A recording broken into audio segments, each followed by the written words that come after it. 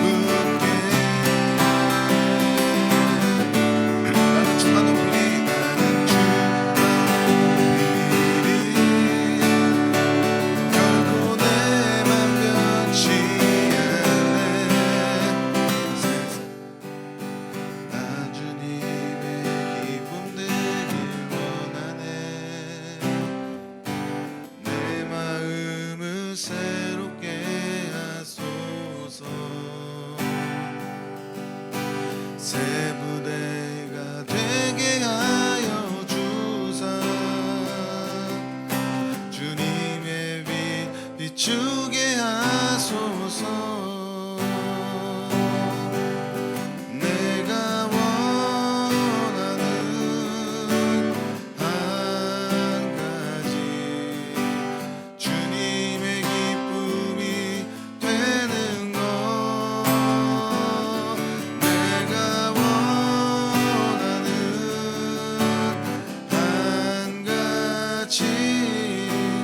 주님의 기쁨이 되는 것.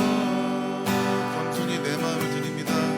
겸손히 내 마음을 드립니다.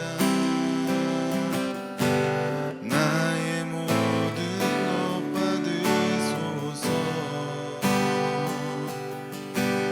나의 마음 깨끗게 씻어 주사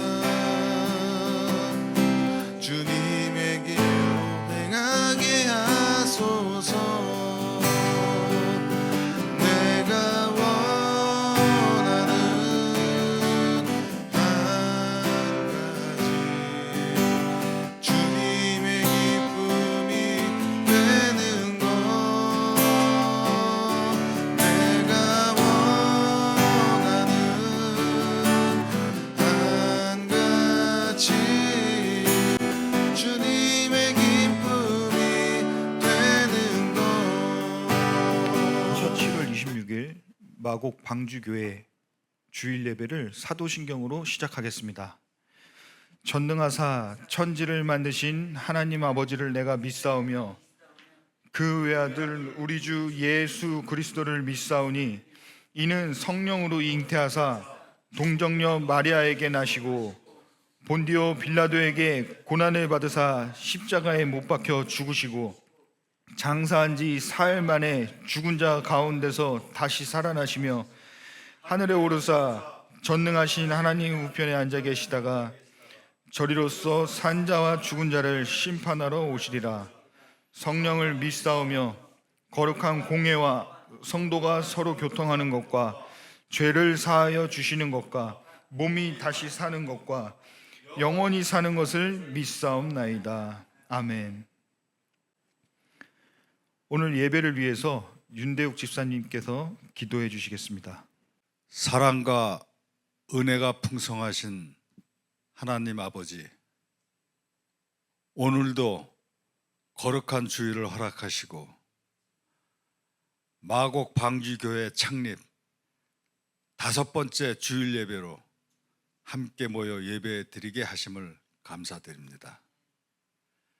지금까지 교회를 인도하시고 지켜주신 은혜에 감사드리며 앞으로도 성령님께서 함께 하셔서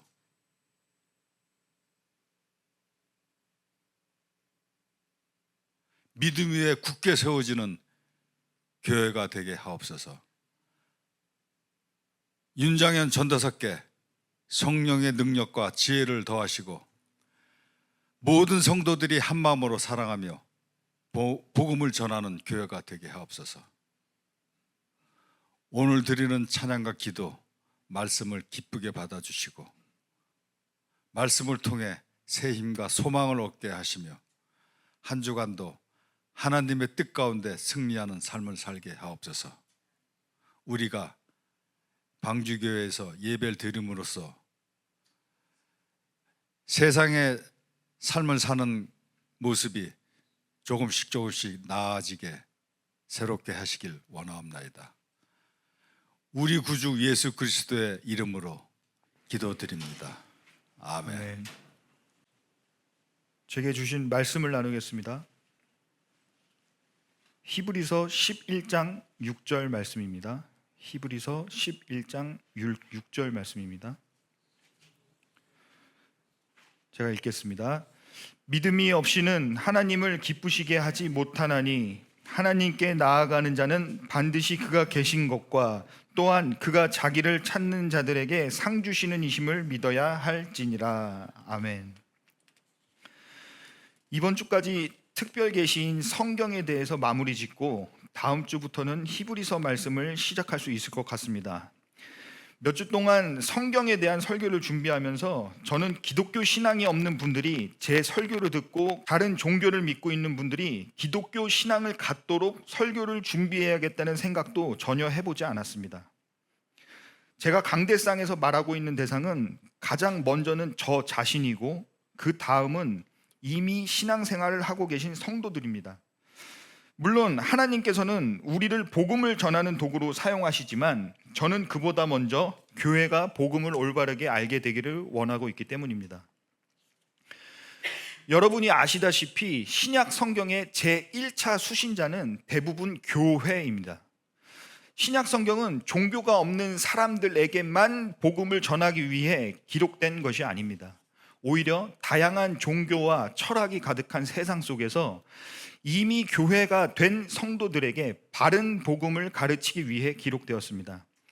로마서는 로마 교회에, 고린도 전후서는 고린도 교회에, 갈라디아서는 갈라디아 여러 교회에, 에베소서는 에베소 교회에 등 모두 제1차 수신자가 교회였던 서신들이었습니다. 물론 성경이 말하고 있는 궁극적 대상은 모든 시대에 하나님의 백성과 하나님께서 부르신 택자들이지만 하나님께서는 무엇보다 먼저 자신의 교회가 말씀 위에 굳게 서게 되기를 원하셨던 것입니다. 하나님께서는 세상 속에서 자신의 교회를 말씀 위에 굳게 세우기 위해 객관적 계시인 성경을 주셨고 교회는 그것을 성령의 조명으로 말미암아 믿음으로 받아들일 수 있게 되었습니다. 그 결과 교회는 말씀으로부터의 책망을 받아 자신의 불가능함을 자각하고 바르게 세워짐을 통해 의롭다고 인정받게 되는 것입니다. 이것이 바로 디모데후서 3장 16절 말씀입니다.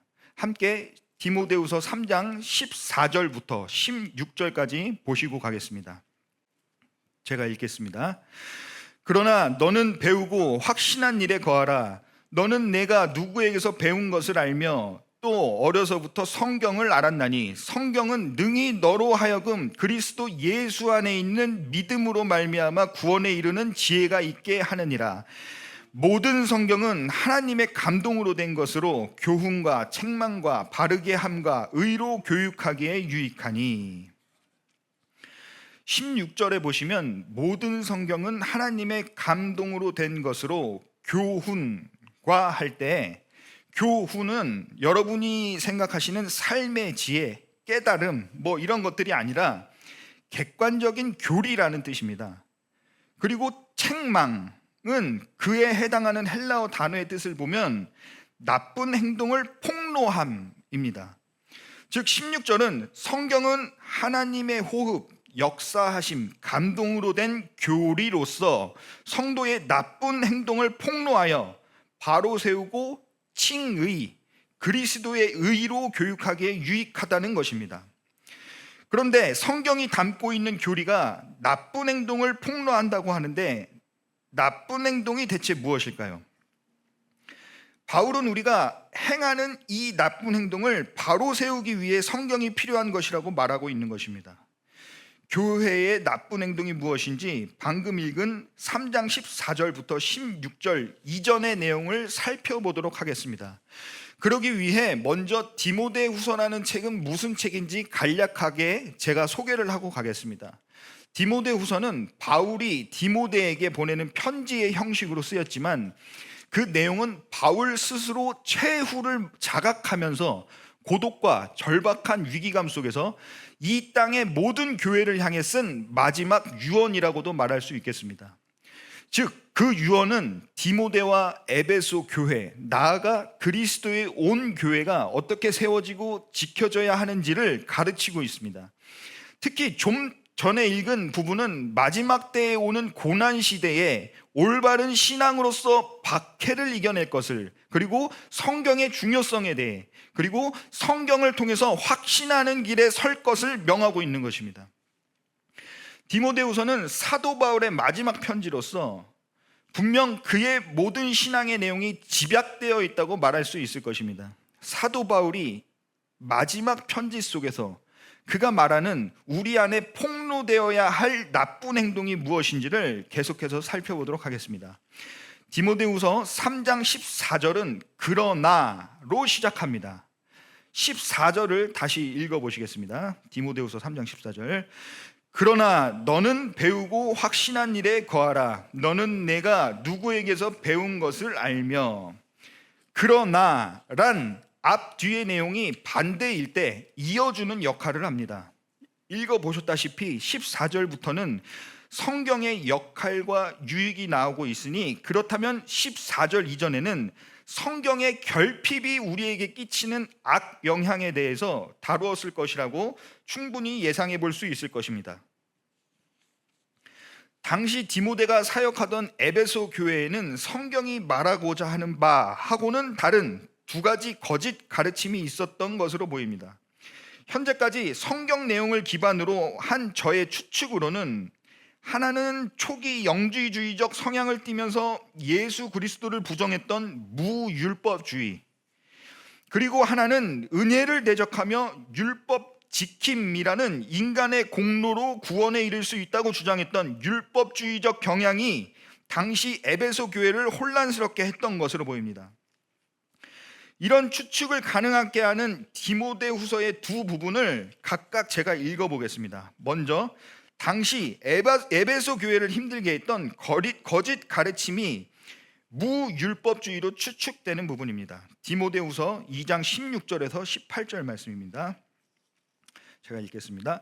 망령되고 헛된 말을 버리라. 그들은 경건하지 아니하며 점점 나아가나니 그들의 말은 악성 종양이 퍼져나감과 같은데 그 중에 후메네오와 빌레도가 있느니라.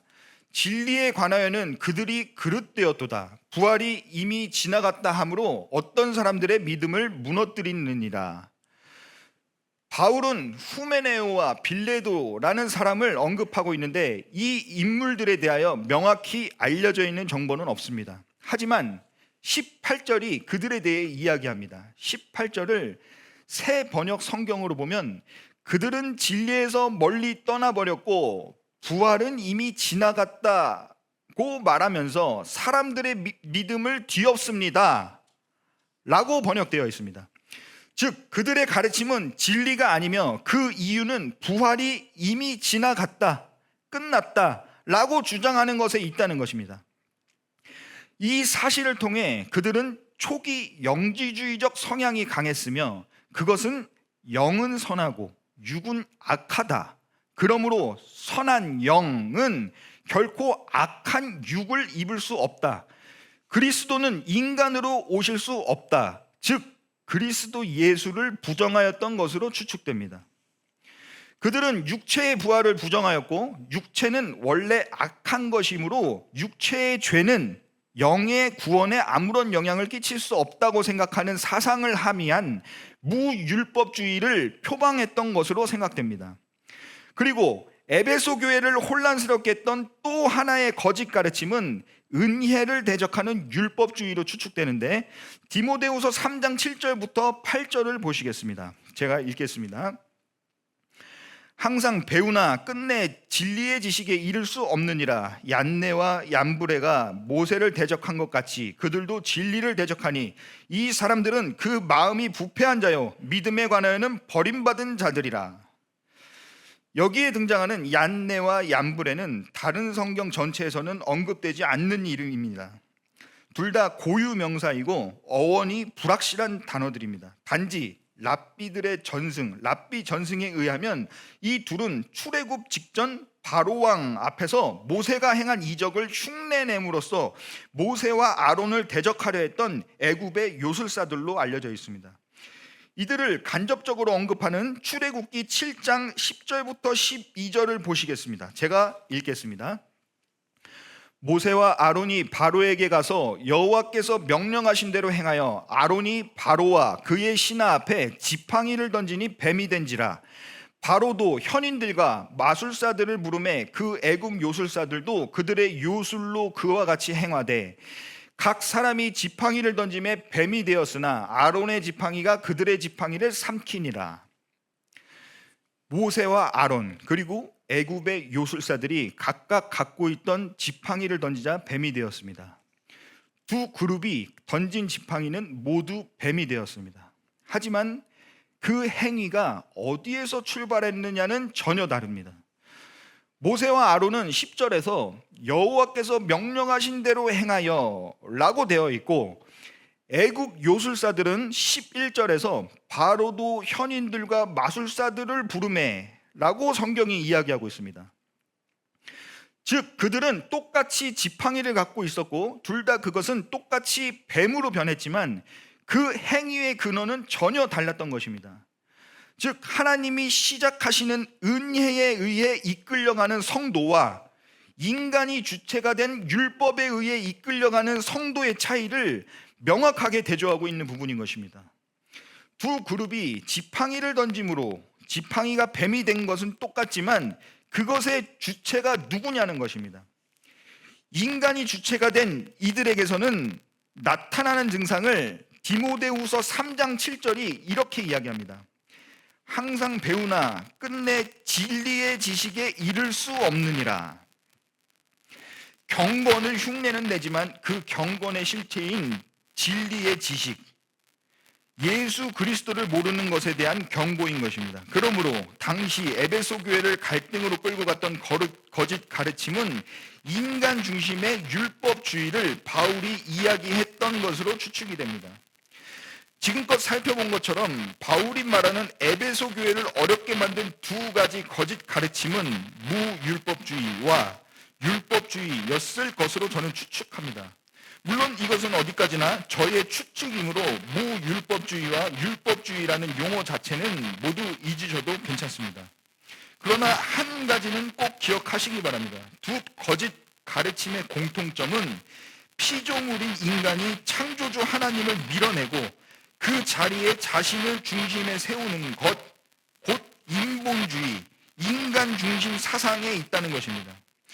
바로 이러한 인간 중심적 사고가 에베소 교회를 어려움에 빠뜨렸으며 이것이 바로 우리의 나쁜 것이고, 이는 성경이 우리에게 반 이유가 되며 성경을 통해서 우리의 나쁜 행동이 폭로되어지게 되는 것입니다.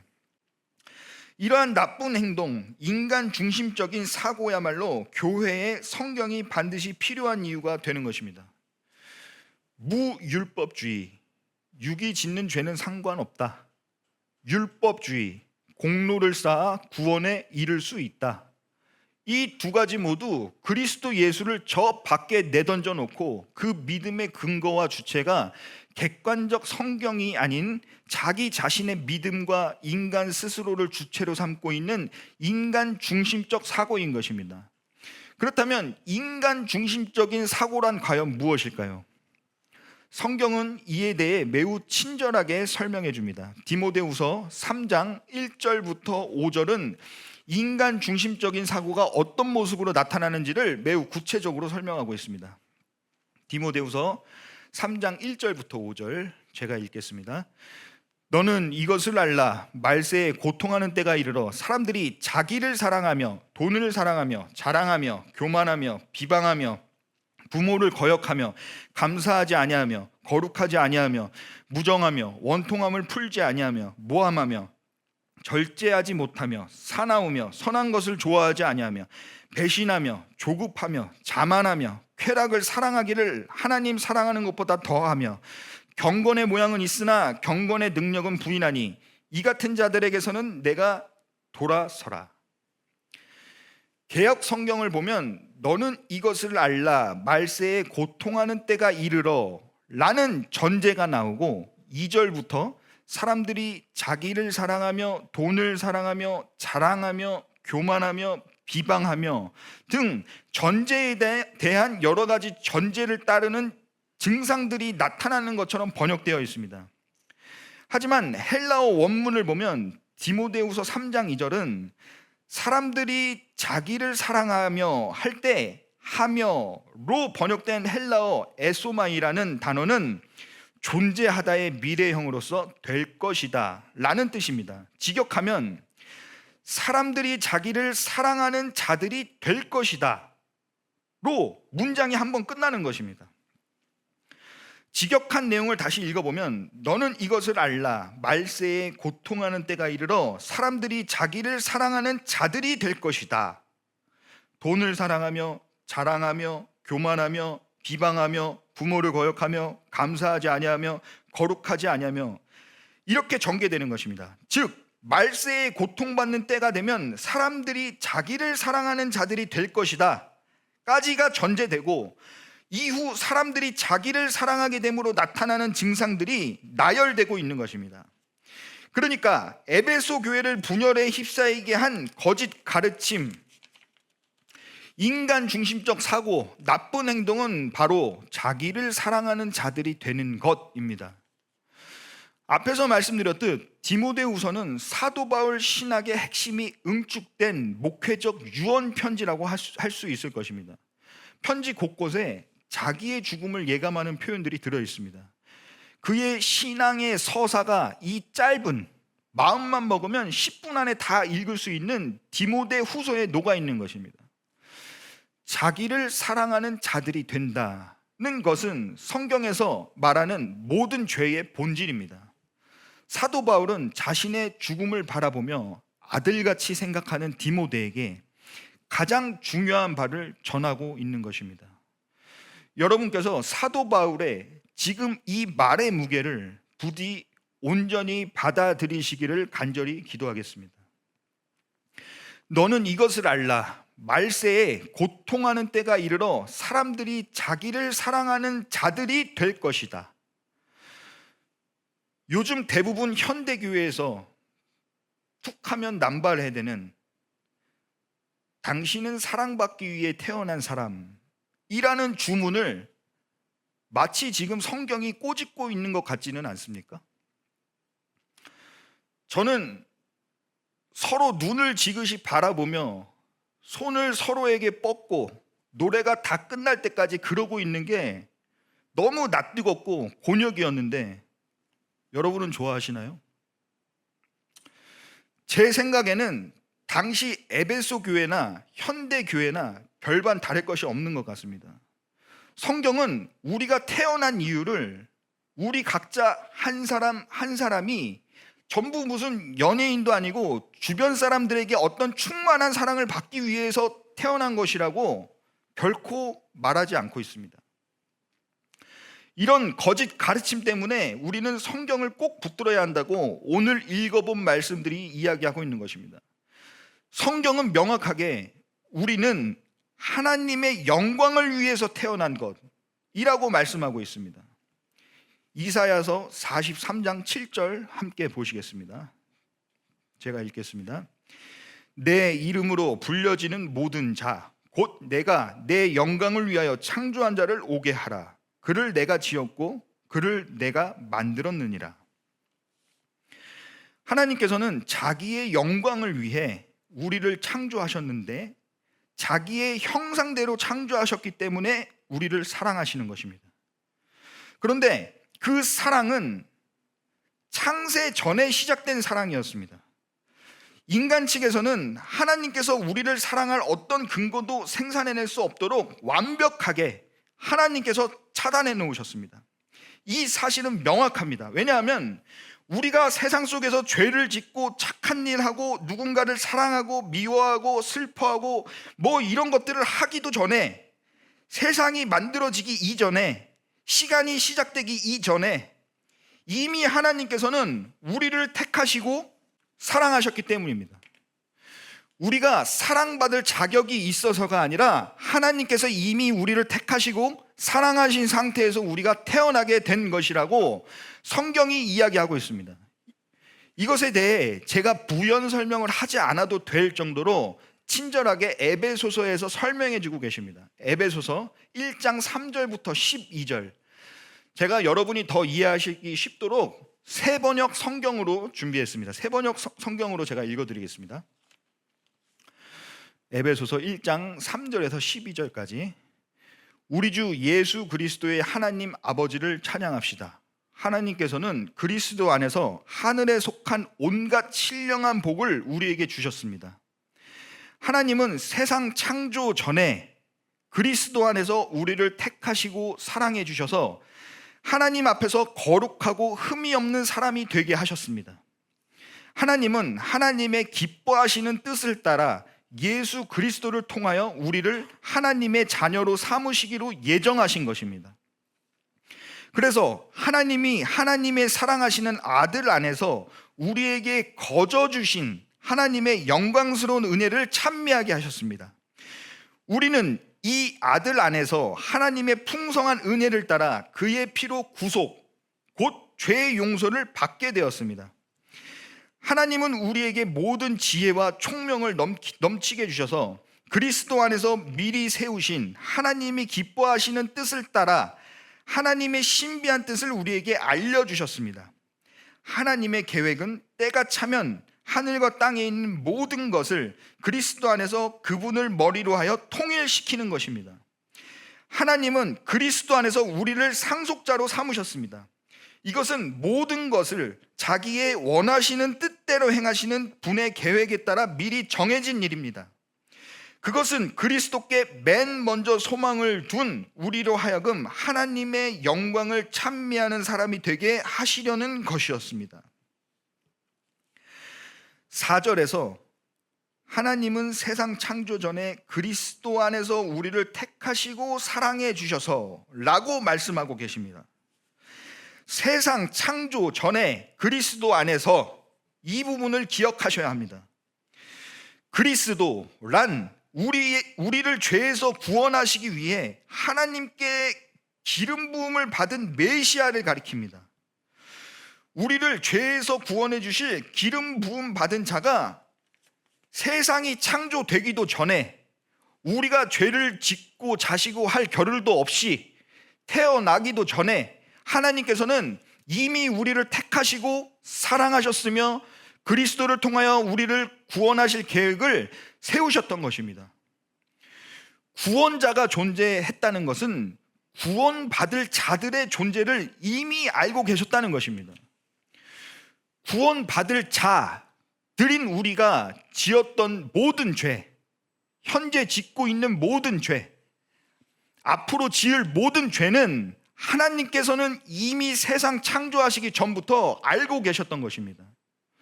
우리들의 연약함을 알고 계셨던 것입니다. 그래서 그 죄를 우리가 스스로 해결할 수 없다는 것을 아셨기 때문에 인간 스스로 구원에 이를 수 없다는 것을 아시고 세상이 창조되기도 전에 이미 그리스도를 우리의 구주로 정하셨던 것입니다. 그리고 이것이 바로 자녀 삼으심, 은혜인 것입니다.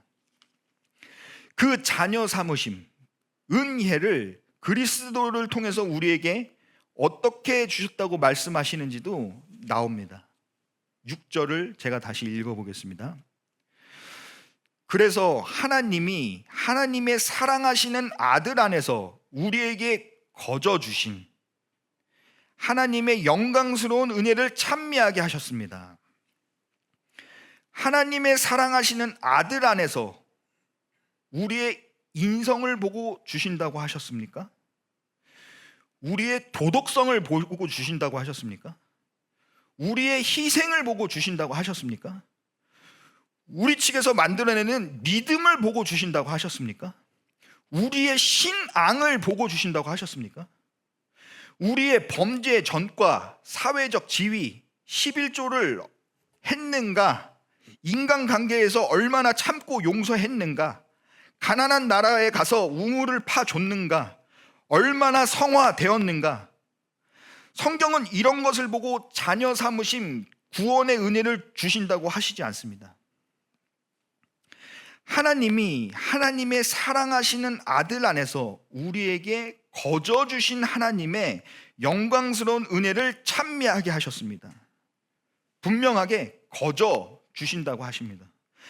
그래서 은혜란 갚을 자격이 없는 자에게 값없이 거저 주시는 것입니다. 그리고 5절에 하나님께서 그렇게 하시는 이유를 말씀하십니다. 에베소서 1장 5절 새 번역으로 제가 읽어드리겠습니다. 하나님은 하나님의 기뻐하시는 뜻을 따라 예수 그리스도를 통하여 우리를 하나님의 자녀로 삼으시기로 예정하신 것입니다. 우리를 구원하시는 이유는 단 하나, 하나님 자신의 기뻐하시는 뜻을 따라 하나님은 하나님의 기뻐하시는 예수 그리스도를 통하여 우리 하나님의 자녀로 삼으시기로 예정하신 것입니다. 그것은 거저 우리에게 주어졌습니다. 이러니까 성경이 바로 기쁜 소식, 복음인 것입니다. 하나님께서 우리를 구원하시는 이유를 인간 측에서 찾게 되면 우리는 끊임없이 노력하고 회개하고 성과를 나타내고 성공을 지향해야 합니다. 그들에게는 성경이 결코 기쁜 소식이 될 수 없는 것입니다. 그리고 우리가 읽었던 에베소서 말씀 중 12절 말씀이 사실은 굉장히 무서운 말씀입니다. 에베소서 1장 12절 제가 읽어드리겠습니다. 그것은 그리스도께 맨 먼저 소망을 둔 우리로 하여금 하나님의 영광을 찬미하는 사람이 되게 하시려는 것이었습니다. 그리스도께 맨 먼저 소망을 둔 우리가 되게 하겠다. 무엇이든 다 아시고 무엇이든 다 하실 수 있는 하나님의 목적이 드러나 있는 것입니다. 하나님 자신이 만들어 놓은 구원의 방법으로 그리스도께 맨 먼저 소망을 둔 우리가 되게 하시려는 것, 그것은 성도의 인생 속에서 인간 자신의 모든 가능성을 하나님께서 직접 절단해 버리신다는 하나님의 의지인 것입니다. 그래야 더 이상 자신의 가능성에 소망을 두지 않고 그리스도께 맨 먼저 소망을 둘 수 있기 때문입니다.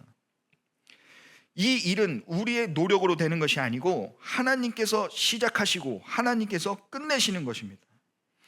하나님께서는 우리가 어머니의 태에서 발생하기도 전에, 세상 창조 전에, 태초 이전에, 시간의 처음 이전에, 시간이 시작되기 이전에, 빛이 있으라 말씀하시기 이전에 우리의 어떤 선행이나 공로도 개입할 수 없도록 모든 것을 완벽하게 차단하시고서 먼저 우리를 선택하시고 사랑하셨습니다. 그리고 나서 시간의 처음을 창조하시고서 우리를 그 시간 속으로 내려보내시는 것입니다. 우리는 그 시간 속에서 그 아버지를 만나기 위해 스스로 온갖 노력을 해보고 죄도 짓고 회개도 하고 착하게도 살았다가 못된 마음을 품기도 하고 그러다가 모두 실패하고 종국에는 예수 아니면 내가 살 수 없구나, 예수 붙잡지 않으면 나는 반드시 죽을 수밖에 없는 자이구나를 아는 상태로 만들어지게 되는 것입니다. 이것을 하나님께서 하시는 성도의 견인이라고 합니다. 대부분 교인들의 최종 목표, 성화라는 것이 성경에 나오는 단어도 아니지만 바로 이런 자아인식을 갖게 된 상태가 성경이 이야기하고 있는 진짜 성화인 것입니다. 그리고 이것은 모두 객관적인 계시인 성경을 통해서 우리에게 역사하는 사건인 것입니다. 성경은 역사 속에서 우리를 죽이고 우리 안에 예수만 살도록 만들겠다는 하나님의 약속이 담겨 있는 책인 것입니다. 이것이 사도 바울이 디모데후서에서 자신의 마지막 날과 자신의 죽음을 바라보면서 인간 중심의 신앙을 경계하며 성경의 필연성을 이야기하고 있는 이유였던 것입니다.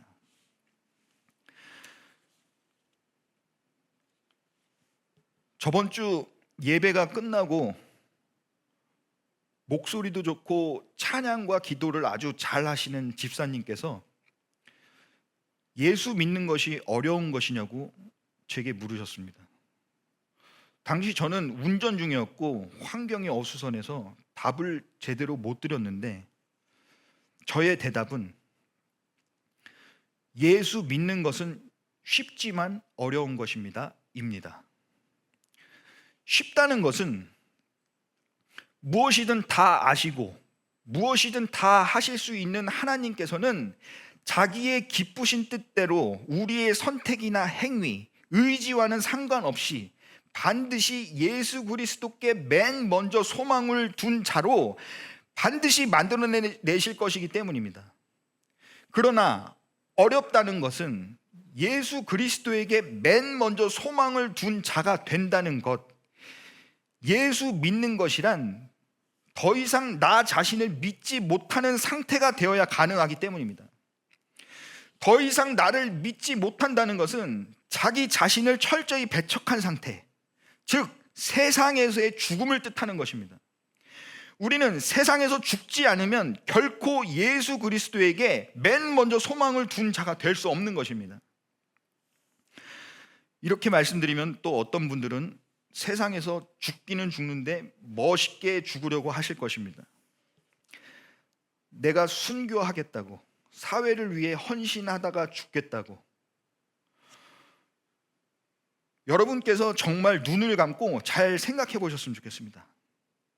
그런 죽음을 죽음이라고 이야기하지 않습니다. 죽기는 죽는데 그 결심의 깊은 뿌리에는 그렇게 희생한 자신의 이름과 명성을 살리고 드높이기 위해 진짜로 살기 위한 수단으로서 죽음을 택한, 사실은 여전히 살아있음의 상태인 것입니다. 모든 희생이 그렇다는 것은 아니지만 그 순교와 헌신에도 자기를 사랑하는 마음은 교묘하게 숨어 있을 수 있다는 것입니다. 그렇다면 그것은 성경이 말하는 죽음이 아닌 것입니다. 우리의 죽음 또한 하나님께서 시작하시고 끝내시는 것입니다. 그럼 우리는 예수를 믿으려면 대체 어떻게 살아야 되는 겁니까? 라고 또 물으실 수 있을 것이라고 생각합니다. 제 생각에는 하나님께서 허락하신 자신의 위치에서 돈이 없으면 없는 대로, 벌 수 있는 기회가 생기면 열심히 벌어도 보고, 하나님께 간절하게 소원도 말씀드려 봤다가 성취가 안 되면 성취가 안 되는 대로, 성취가 안 되면 하나님께 그러시는 이유가 있으시겠지, 나중에 하나님 아버지의 의중을 알게 해주세요라고 기도드리면서 그러면서 하나님께서 우리를 이 세상에서 점점 멀어지게 하시면 모두가 사망을 향해 가고 있는데 나를 여기서 부르는 중이시구나 아시면 되는 것이고, 언젠가는 자기 자신을 죽이고 싶을 정도로 미워하게도 될 텐데 그럴 때마다 성경을 통해 예수께 맨 먼저 소망을 두고 감사하며 하나님을 찬송하며 살아가는 것, 이것이 예수를 믿는 것, 신앙생활이라고 생각합니다. 우리는 우리의 구원도 우리의 죽음조차도 마음대로 할 수 없는 전적으로 무력한 존재인 것입니다. 이 땅에서 그렇게 자기의 죽음을 겪고 있는 상태는 알코올 중독자로 나타날 수도 있는 것이고, 사회에서 손가락질 받고 지탄받는 신상마저 공개된 범죄자에게서도 나타날 수 있는 것입니다. 그들이 찰나와 같은 이 인생 동안 자신의 악마성과 불가능함을 경험하고 진짜 자신을 칼로 찌르고 싶을 만큼 부정하게 되는 순간 예수께서 그들을 찾아오시는 것입니다. 바로 그들이 예수께 맨 먼저 소망을 두게 되는 것입니다. 세상에서 자기의 죽음마저 스스로 할 수 없다는 것을 알게 되어야 하는 것입니다. 그러니 이 성경을 꼭 붙들고 세상에서 나의 자아가 죽어갈 때 예수라는 소망 잃지 않게 해달라고, 부모도 형제도 나를 버렸어도 예수님만은 제 손 놓지 말아달라고 간절하게 기도하셔야 하는 것입니다. 당신은 사랑받기 위해 태어난 사람, 그래, 맞다고 하겠습니다. 그러나 당신이 받을 사랑은 반드시 말씀에 의해 자아가 갈기갈기 찢어지는 죽음을 통과해야만 받을 수 있는 것입니다. 그렇게 거반 죽은 자가 되었을 때 맨 먼저 예수께 소망을 둘 수 있게 되는 것입니다. 이것이 바로 예수 믿는 것입니다. 사도 바울은 로마서에서 이 자기의 죽음을 이렇게 진술하고 있습니다. 마지막으로 로마서 8장 36절부터 39절 말씀 보시고 마치겠습니다. 제가 읽겠습니다. 기록된 바 우리가 종일 주를 위하여 죽임을 당하게 되며 도살당할 양같이 여김을 받았나이다 함과 같으니라. 그러나 이 모든 일에 우리를 사랑하시는 이로 말미암아 우리가 넉넉히 이기느니라. 내가 확신하노니 사망이나 생명이나 천사들이나 권세자들이나 현재 일이나 장래 일이나 능력이나 높음이나 깊음이나 다른 어떤 피조물이라도 우리를 우리 주 그리스도 예수 안에 있는 하나님의 사랑에서 끊을 수 없으리라. 아멘. 찬양하시겠습니다.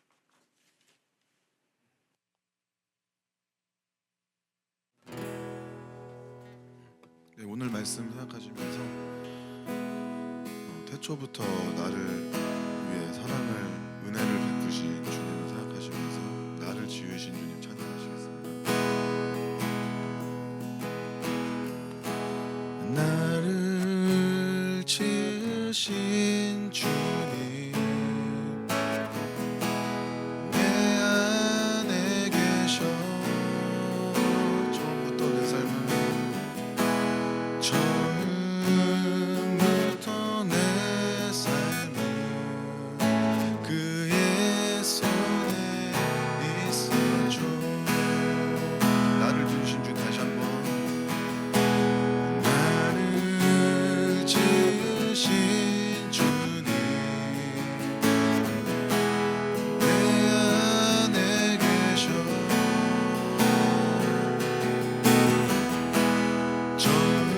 처음부터 내 삶을 그의 손에 있어줘. 내 이름 아시죠? 내 이름 아시죠? 내 모든 생각도 내 흐르는 눈물 그가 닦아주시죠. 다시 한번. 나를 지으신 주님 내 안에 계셔.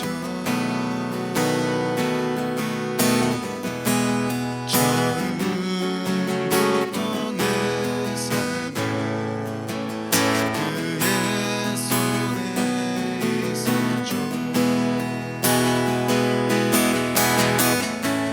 내 이름 아시죠?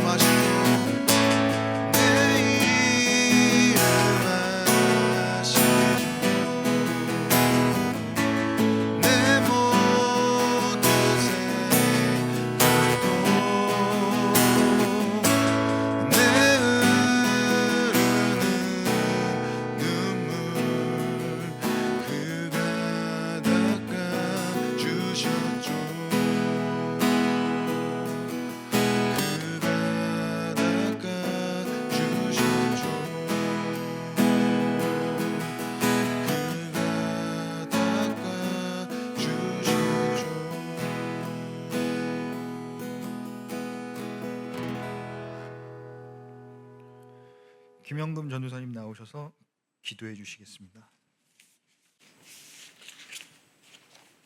님, 오늘 말씀을 통해서 주님과 동행하는 삶, 주님의 친밀함에 있게 하시고 우리를 통해서 하나님의 영광을 받으실 하나님, 우리가 한 주간도 말씀 안에서 예수 그리스도 안에서 승리하는 삶을 살게 해주시니 감사합니다. 너희 안에 계신 이가 세상에 있는 자보다고 크다고 말씀하신 하나님, 그 말씀대로 우리의 삶이 이 땅에서 살 때 승리자의 삶으로 살아갈 수 있도록 인도해 주실 것을 기대하며 우리 주 나사렛 예수 그리스도 이름으로 감사하며 기도합니다. 아멘. 주기도문으로 예배를 마치겠습니다. 하늘에 계신 우리 아버지여, 이름이 거룩히 여김을 받으시오며 나라에 임하옵시며 뜻이 하늘에서 이루어진 것 같이 땅에서도 이루어지이다. 오늘 우리에게 일용할 양식을 주시고 우리가 우리에게 죄 지은 자를 사하여 준 것 같이 우리의 죄를 사하여 주옵시고 우리를 시험에 들게 하지 마옵시고 다만 악에서 구하옵소서. 대개 나라와 권세와 영광이 영원히 있사옵나이다. 아멘. 감사합니다. 저희 교회는 유튜브에도 말씀을 올리고 있고요. 매주 화요일부터 토요일까지 기도회로 모임을 갖고 있습니다. 그래서 시간들이 되실 때 나오셔서 기도에 함께 참석해 주시고 또 기도도 하나님께서 기도도 이렇게 받게 하시고 우리가 영혼육에 강건할 수 있도록 하나님 말씀으로 우리가 계속 나가고 있으니 시간이 되시는 분들은 나오시면 됩니다. 저희 교회에서는 어성경 지부에 계신 전도사님께서 8월 4일부터 성경이 읽어지네 그거를 준비하고 있습니다. 그래서 구약 전체를 우리가 한눈에 볼 수 있도록 그 강의를 하고 있으니까 오셔서 시간 되셔서 오시면 들으시면 좋겠어요. 오전 11시부터 1시까지 했는데 1시간 반은 강의, 그리고 나머지 30분은 강의를 듣고 기도회로 하고 있습니다. 꼭 오셔서 좋은 강의니까 또 강사분도 너무나 훌륭하신 분이에요. 그래서 오셔서 백석에서 지금 현재 신대원에 계신 분이고 오셔서 함께 들으셨으면 좋겠습니다. 보통 4개월 일주일에 한 번씩. 그래서 이제 광고를 원하시는 분들은 제가 광고를 다시 개인 카톡으로 올려드릴 겁니다. 오셔서 또 한번 광고 이제 PPT로 올려드릴게요. 오셔서 한번 들어보세요. 네, 감사합니다.